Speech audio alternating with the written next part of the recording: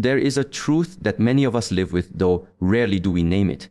It is the silent burden, the invisible heaviness carried inside the chest, behind the eyes, and beneath the skin. It is not made of stone, nor of iron, yet it drags a person down as surely as if chains had been wrapped around their body. This is the weight of holding on. To hold on may sound noble. People are taught from childhood that perseverance is strength, that never letting go is the path to victory. And there are times when this is true. The tree survives because it holds firmly to the ground. The mountain endures because it refuses to collapse under the wind. But not everything is meant to be clung to. Not every situation, not every thought, not every memory, not every relationship deserves the iron grip of attachment. Yet the human heart is stubborn. It gathers, collects, and resists release. When you hold on to what has already ended, you trap yourself in yesterday. The moment you cling to is gone. The person you remember has changed. The circumstance that once gave meaning has already dissolved.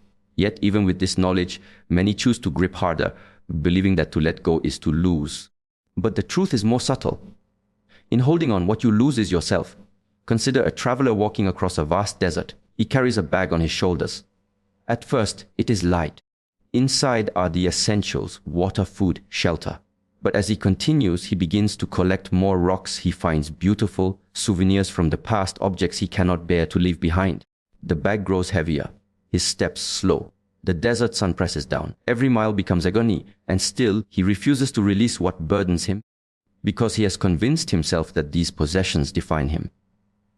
In the end, it is not the desert that defeats him, but the weight of what he would not put down. This is how many live their lives. They hold on to anger that once protected them but now only burns.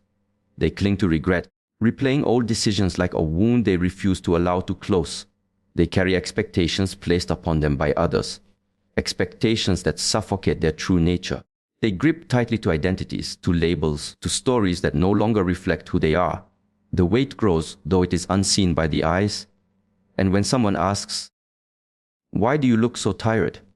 they do not realize that it is not the body that is exhausted, but the soul. Holding on does not only occur with emotions or thoughts, it manifests in silence, in tension, in the body itself.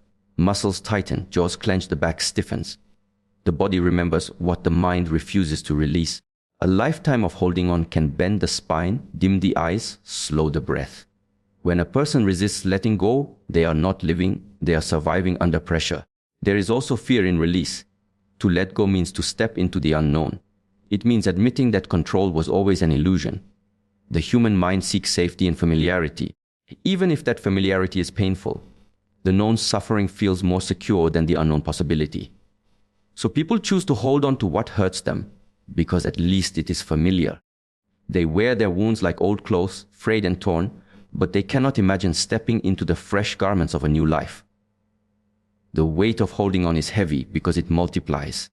One thought becomes two, two become four, and soon the mind is crowded with echoes of the past. One emotion is not contained to a single day, it spreads into weeks, into years, shaping choices, shaping relationships, shaping identity. To hold on is not passive, it is the act of carrying what was meant to be laid down. And so, the body bends, the heart weakens, the mind grows restless. The traveler staggers under the burden of his own refusal to release. What he holds begins to hold him. What he clutches begins to control him. The chains are not outside, they are forged inside the very act of clinging. It is important to see clearly holding on does not always appear as desperation. Sometimes it looks like pride. Sometimes it looks like loyalty. Sometimes it hides beneath the language of responsibility. A person tells themselves they must carry the pain because it shows they cared. They must carry the blame because it shows they are accountable. They must carry the identity because it shows they belong. Yet beneath these justifications, the truth remains unchanged. The weight grows and freedom slips away. To understand the weight of holding on, you must also notice how different the body feels when release occurs. When something is truly put down, the breath deepens, the shoulders relax, the eyes brighten as if light has been restored. There is no pretending here. The body itself reveals the difference between the one who clings and the one who releases. Still, many resist. They believe letting go will erase the meaning of their experiences. That release will dishonor their struggles. But it is not so. Letting go does not erase, it integrates. It allows the memory to remain without the suffering attached. It permits the lesson to live without the wound staying open. It transforms weight into wisdom. The weight of holding on is invisible to those who carry nothing, but to the one who grips tightly, every step of life is slowed, every joy is diluted, every possibility feels just beyond reach. The desert of existence stretches endlessly, and still the traveler struggles beneath the bag of unnecessary burdens. Letting go is not weakness. It is not giving up. It is not a defeat.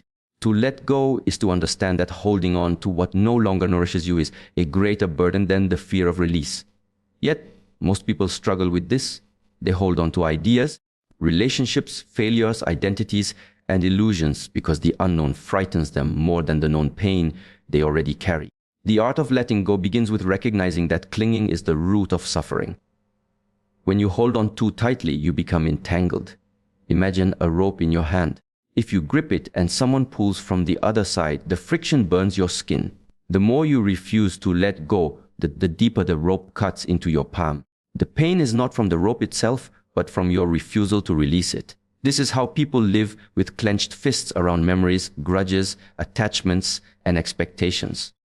The suffering comes not from life itself, but from the unwillingness to loosen the grip. The art of letting go is not passive. It does not mean that you drift without care. It requires awareness, courage, and trust.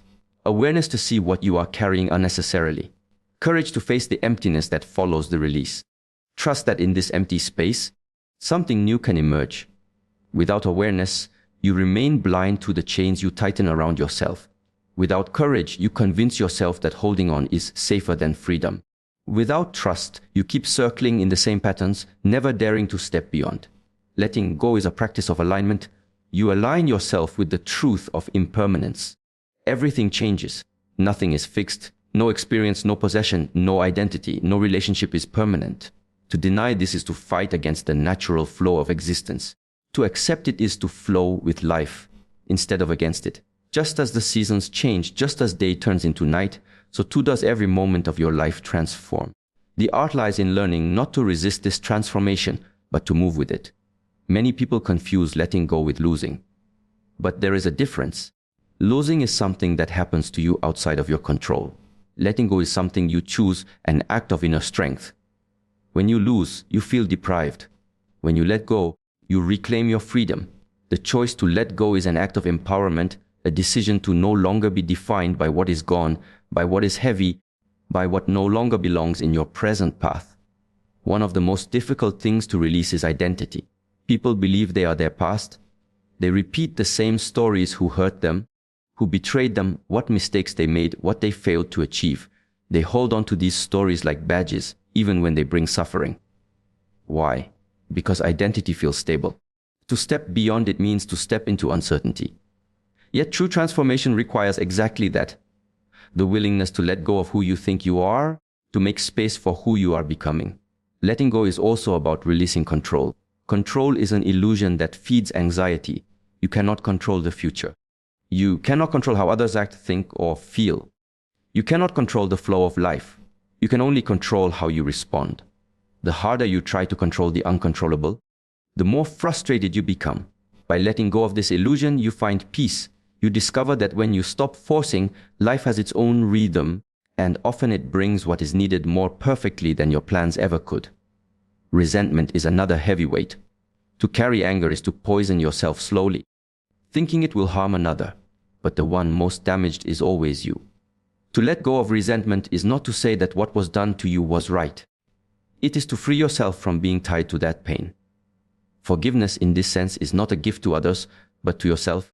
It is an act of releasing the anchor that keeps you stuck in waters you no longer need to remain in. Fear too binds people from releasing. Fear whispers, what if I let go and nothing comes to replace it? What if I release and regret it? What if emptiness consumes me? Yet emptiness is not absence. It is potential. It is space. Without space, nothing new can enter. Just as a cup already full cannot receive fresh water, a life too full of clinging cannot receive growth. By letting go, you make room for transformation to unfold. To practice the art of letting go, one must begin small. Start by noticing the little attachments, the irritation when things don't go as planned, the desire to control how others see you, the unwillingness to forgive a small slight. Release them gently. Then, gradually, move towards the heavier weights, past wounds, old identities, fears of the future. With each release, you feel lighter. With each release, you breathe deeper. With each release, you step closer to freedom. The art of letting go is not learned in a single moment.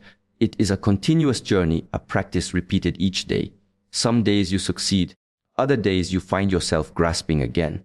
But awareness grows, courage deepens, and trust strengthens. What once seemed impossible to release begins to fall away naturally, like autumn leaves detaching from a branch. And slowly, you discover that you were never losing. You were only making space for more of what was always meant for you. In a world that thrives on constant noise, endless conversations, and a restless chase for more, silence is often misunderstood. Many assume silence is emptiness, weakness, or even avoidance. Yet true silence is not a void. It is a presence, a depth, a force that cannot be measured by words or explained by logic. Inner silence is not about muting the external world, but about cultivating an unshakable stillness within. It is the kind of silence that transforms chaos into clarity and restlessness into direction. It is not passive but active, not empty but full, not fragile but powerful. The mind, by its nature, is a restless traveler. It runs ahead into the future, drags itself back into the past, and resists staying in the present. It keeps chasing thoughts like a child chasing butterflies, never satisfied, always searching. When we live inside this noise, we lose touch with what is essential. Our thoughts become louder than our awareness. Our judgments drown out our perception. We begin to react instead of respond, to repeat patterns instead of creating new possibilities. This is where the art of silence enters, not as a withdrawal, but as mastery. To access inner silence, one must first learn to witness, not to interfere, not to suppress, but to observe. The breath becomes the first teacher, reminding us that silence is not the absence of life, but the very rhythm of it.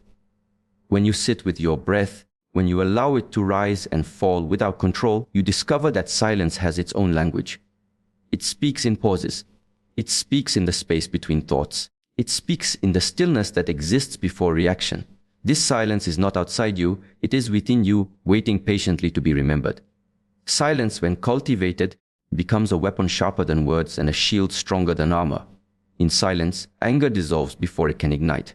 In silence, fear reveals its true shape instead of hiding behind stories. In silence, one gains the ability to hear not only what others say, but what they truly mean and what they do not dare to express. This is why silence is not weakness. It is presence heightened to its purest form. One who commands silence does not need to argue. One who embodies silence does not need to prove.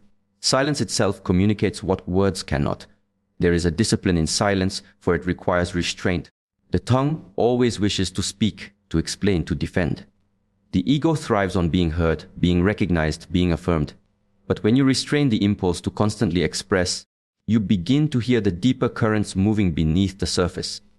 You discover that not every thought requires expression, not every situation requires your intervention, and not every attack requires your response. Inner silence teaches you to conserve your energy, to direct it toward creation rather than reaction. Inner silence is also the key to transformation because it allows space for reflection. Most people fear silence because in silence, they begin to meet themselves. Without the noise of distraction, they face their fears, their doubts, their insecurities. But this confrontation is not punishment, it is revelation. In silence, you recognize the weight you carry, the habits that control you, the illusions that blind you. And through this recognition, you find the freedom to release. Silence cleanses not by erasing, but by illuminating. Power drawn from silence is subtle but undeniable. It is not the power of control, but the power of alignment. Just as still waters reflect the sky with perfect clarity, a silent mind reflects reality without distortion. From this clarity, decisions become sharper, actions become more precise, and presence becomes more impactful. Others feel this power even without it being spoken. It radiates, it influences, it commands respect without demand. Such is the authority of inner silence. It leads without noise. Silence also deepens connection. In conversation, silence creates space for true listening. In relationships, silence communicates trust without words. In leadership, silence instills confidence rather than fear. It teaches that presence is more valuable than constant instruction, and that strength is expressed not in volume, but in steadiness. This silence is not empty, it is filled with awareness, intention, and authenticity. When silence is misunderstood, it appears as loneliness. But when silence is embraced, it becomes solitude. The difference is profound. Loneliness is the absence of others. Solitude is the presence of oneself. In solitude, silence transforms from a burden into a sanctuary. It becomes the place where creativity is born, where intuition awakens, where truth emerges without distortion. Great discoveries, deep insights, and lasting peace have always risen from moments of inner silence. The cultivation of inner silence is not achieved through force but through practice. Meditation, breathwork, mindful movement, all of these are pathways to silence. Yet the ultimate silence is not confined to meditation halls or sacred retreats. True silence walks with you into the marketplace, into conflict, into uncertainty. It is the calm eye of the storm, the steady flame in the wind, the anchor that prevents the ship from being swept away by waves. The greatest paradox of inner silence is that it gives rise to the most powerful sound, your authentic voice. Only when silence has refined your perception do your words carry weight. Only when silence has purified your intent do your actions carry truth. Inner silence does not mute you, it empowers you. It ensures that when you speak with precision. When you act with integrity. When you live aligned with the deeper rhythm of existence. There is a law in nature that nothing ever remains stagnant. The river does not hold on to a drop of water. The tree does not cling to the leaf once the season of fall arrives, and the sky does not hold the clouds in one place forever. Everything moves, everything flows, everything seeks to transform, and yet the human being, unlike the river, the tree, or the sky, often chooses to grasp and contain, to hold energy tightly within themselves, whether it is fear, anger, grief, or even unexpressed joy. The paradox is that in holding, the energy becomes heavier, denser, and more rigid. But when it is released, it transforms, and in transformation, it becomes something entirely new, often lighter, purer, and far more powerful than what it was in its compressed state. Energy is not destroyed when released, it only changes its shape. Consider fire. When it is contained within wood, it remains hidden, unseen, dormant. But when the wood is lit, fire emerges, warmth spreads, light is born, and transformation occurs. Similarly, emotions that are locked within the body become like unlit wood. They are potential, but potential trapped. When released, the energy of those emotions can become clarity, creativity, strength, or compassion. The act of release is not a loss, but a transformation. Many people fear releasing energy because they confuse release with weakness. To cry is often seen as vulnerability. To forgive is mistaken as surrender. To let go is imagined as giving up. But release is not weakness, it is the very act of allowing energy to change its state. When water evaporates, it does not cease to exist. It rises, it lightens, it becomes clouds, and eventually it returns as rain. Likewise, when anger is released, it can rise into understanding. When sorrow is released, it can shift into wisdom. When fear is released, it can become courage. The body itself is a testament to this truth. Breath enters, breath leaves. If one were to hold the breath endlessly, suffocation would follow. Release is what keeps the body alive. The heart contracts, then releases, and through this rhythm, life is sustained. If the heart were to hold tightly and never let go, circulation would stop. In this way, life itself teaches us that to release is not to diminish, but to transform, to keep the flow in motion, to allow energy its natural journey. When energy is not released, it stagnates, just as still water, if left unmoving, becomes polluted. The human mind and body become clouded when emotions and thoughts are held in without release. A thought that is suppressed becomes heavier with time, turning into resentment or bitterness. But when expressed either through words, movement, or silence, the energy of that thought moves and shifts. Stagnation is suffering. Movement is freedom. The transformation of energy depends upon the willingness to let it move, to allow it to leave its current form and become something greater. One of the simplest ways to witness this transformation is through the act of forgiveness. To hold on to anger is to carry a weight that presses down on the chest, drains energy, and clouds perception. Yet, when one chooses to release the grip of anger, it does not vanish into emptiness. Instead, it becomes a spaciousness within the heart, a clarity in the mind, a lightness in the body. That transformation is not theoretical, it is lived and felt. What was once heavy now uplifts, what was once a chain now becomes air. There is also release in movement. A body that stretches, bends, or moves allows stagnant energy to flow again. The muscles that hold tension can release through movement, and the energy trapped within them does not disappear. It transforms into vitality, into strength, into renewed flow. Similarly, stillness itself can be a release when the mind finally quiets. When the endless chatter is allowed to dissolve, the energy tied up in thinking transforms into presence, into awareness, into silence that has weight and power. Energy is always seeking to transform, but human beings often resist this process because of attachment. We identify with our emotions. This anger is me. This sadness is who I am. And so, we hold it. But in truth, energy is not you. It only moves through you. Just as wind is not the tree, but moves through its branches, emotions are not the self, but movements of energy within the body and mind. To release them is to allow them their natural course. To trust that what leaves will return in another form, and that nothing is truly lost in the flow of transformation. This principle can be observed not only within but also in the world outside. The farmer releases seeds into the soil. Those seeds do not vanish, they transform into plants, into food, into nourishment. The artist releases paint upon the canvas, and from that release emerges expression, beauty, and meaning. A teacher releases knowledge to the student, and it transforms into wisdom within another mind. Everywhere release is the catalyst of transformation. Without it, nothing grows, nothing expands, nothing evolves. To release does not mean to abandon. It does not mean carelessness. It means trust in the process of transformation. The river does not fear losing its water to the sea, for in the cycle of life it knows the water will return as rain. In the same way, to release energy, whether in the form of words unspoken, emotions carried too long, or thoughts weighing on the mind, is to participate in a cycle greater than oneself. It is to allow energy to fulfill its nature, which is movement, flow, and change. When you release, you free the energy from the prison of your grip, and in its freedom, it shows you another face, another form, another possibility you could not have imagined while you held it tightly.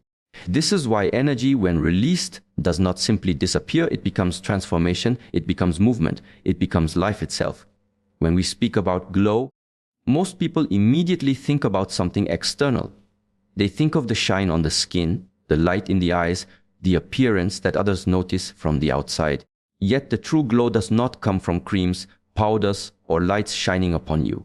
The authentic glow comes from something invisible, something untouchable, something that radiates because the inner world has found balance. This glow is not artificial. It is not forced. It is not performed for the approval of others. It is born from alignment, the alignment between mind, body, and spirit. When you live in misalignment, it is as if your inner energy is scattered in different directions. Your thoughts say one thing, your actions move in another, and your emotions pull you somewhere else entirely. In such a state, even if you appear confident, even if you smile, there is no radiance that lasts. The inner conflict leaks through the eyes, through the body posture, through the subtle energy that others feel when they are around you. People may not be able to explain why, but they sense it. Misalignment creates heaviness, resistance, and tiredness. Alignment, on the other hand, is when the inner compass points in one direction and every part of you follows. The thoughts are clear, the emotions flow without suppression, the body moves in harmony with the mind, and the spirit rests at peace. This is the source of glow. Not because you seek to shine, but because you no longer carry the weight of pretending. You no longer drain energy through internal battles. Energy that was once consumed by resistance is now free to radiate outward naturally. Think about how nature glows. A tree does not strive to glow. It grows in alignment with its roots, the soil, the water, and the sun. Because of this, it radiates life. A river does not strive to shine. It flows in alignment with gravity, with the curves of the land, with the path carved by time. Because of this, it reflects the sunlight effortlessly. The glow of nature is a reflection of alignment. The same is true for human beings. When you move in alignment with your deeper self, you glow not because you are trying, but because you are simply being. Glow comes when actions are not against thoughts, when thoughts are not against emotions, when the body is not against the mind. Most people struggle because they chase things they do not truly desire. They say words they do not truly believe. They hold on to habits that do not nourish them. And they act out of fear of judgment instead of alignment with inner truth. This constant fragmentation is the reason why they feel tired even when they have done nothing. Misalignment consumes more energy than physical labor. To live out of alignment is to constantly fight against yourself, and that fight dims the glow. To align means to pause, to observe, and to ask what feels true, what feels necessary, what feels nourishing. Alignment requires listening, not just to the noise of the world, but to the quiet whisper within. It is not the loudest voice that guides alignment, but the most steady one. When that voice is followed, life begins to simplify. Simplicity is the soil of alignment. The simpler the life, the clearer the direction, and the more effortlessly glow emerges. In a state of alignment, every cell of the body responds differently. The posture changes without effort. Breathing becomes deeper. The nervous system is calmer. The mind is no longer racing between contradictions. The spirit does not feel torn. This physiological harmony translates into an aura, an energy field that others perceive. That is why someone who is aligned seems to glow even when they are silent, even when they are not trying to impress. Presence becomes the glow. Glow is not always loud. Sometimes glow is not even seen directly, but felt. You meet someone and feel lighter in their presence. You notice their calmness, their groundedness, their clarity, and that becomes a mirror that shows you what alignment feels like. Glow is contagious in this way. It spreads not through force, but through resonance. People aligned with themselves remind others of their own misalignment. And instead of envy, the true lesson is to ask, what is out of place within me? Where am I not aligned? To reach alignment is not a one-time act. It is not a final achievement. It is a daily practice, like tuning an instrument. If a string is too tight, the music becomes harsh. If a string is too loose, the music loses clarity. To tune the instrument is to bring it into balance, and from balance, sound becomes harmonious.